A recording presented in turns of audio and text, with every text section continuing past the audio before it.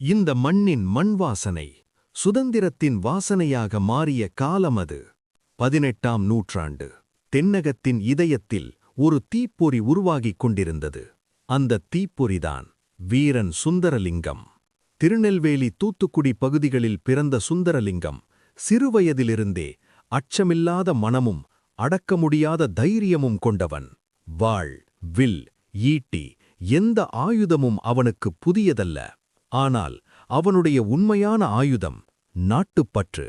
அந்த காலத்தில் ஆங்கிலேயர் ஆட்சி தென்னகத்தில் வேகமாக பரவியது. அதிக வரி, அடக்குமுறை மக்களின் வாழ்வை நசுக்கியது. இந்த அநீதிக்கு எதிராக சத்தமிட்டவர் பாஞ்சாலம் குறிச்சியின் வீர மன்னன் வீரபாண்டிய கட்டபொம்மன். அவரின் அருகில் நின்று போராடிய நம்பிக்கையான தளபதி சுந்தரலிங்கம்.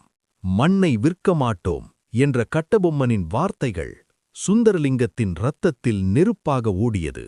1799 பாஞ்சாலம் குறிச்சி கோட்டை முற்றுகையிடப்பட்டது. ஆங்கிலேயர்கள் பீரங்கியால் தாக்கினர். கோட்டை சுவர் இடிந்தது. ஆனால் வீரர்களின் மனம் இடியவில்லை. போர் கடுமையாகியது. வீரர்கள் பலர் உயிரிழந்தனர். அந்த சூழலில் சுந்தரலிங்கம் ஒரு தீர்மானம் எடுத்தார். எதிரியின் பலம் அவர்களின் ஆயுதம். அதை அழித்தால் போர் மாறும்.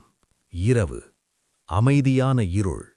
பிரிட்டிஷ் படைத்தளத்திலிருந்த வெடிகுண்டு கிடங்கை நோக்கி தன் உயிரை பணயம் வைத்து நடந்தார் அந்த மாவீரன். அவர் அறிந்திருந்தார் இந்த பயணம் திரும்பி வராத பயணம் என்று. ஆனால் அவரின் மனதில் ஒரே எண்ணம், இந்த மண்ணுக்கு சுதந்திரம் வேண்டும். அந்த இருள் இரவின் மத்தியில் தீப்பொறி ஏற்றப்பட்டது. ஒரு கணம். அடுத்து பெரும் வெடிப்பு. ஆங்கிலேயர்களின் ஆயுத கிடங்கு சாம்பலானது. அந்த வெடிப்பில் சுந்தரலிங்கம் வீரமரணமடைந்தார். ஒரு மனிதன், ஒரு உயிர். ஆனால் அந்த தியாகம் ஒரு புரட்சியின் தொடக்கம்.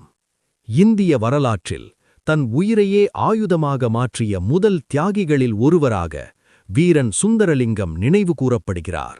அவரின் தியாகம் பின்னர் வந்த பல சுதந்திரப் போராட்ட வீரர்களுக்கு ஊக்கமாக அமைந்தது. இன்று அவரின் பெயர் வரலாற்றில் பொற்குறிப்பாக நிற்கிறது. அவரின் தைரியம், அவரின் தியாகம் நம் மனங்களில் என்றும் எரியும் தீயாக வாழ்கிறது. உயிர் போகலாம், ஆனால் சுதந்திரம் போகக்கூடாது. இந்த மண்ணுக்காக தீயாக மாறிய மாவீரன். அவர் பெயர் வீரன் சுந்தரலிங்கம்.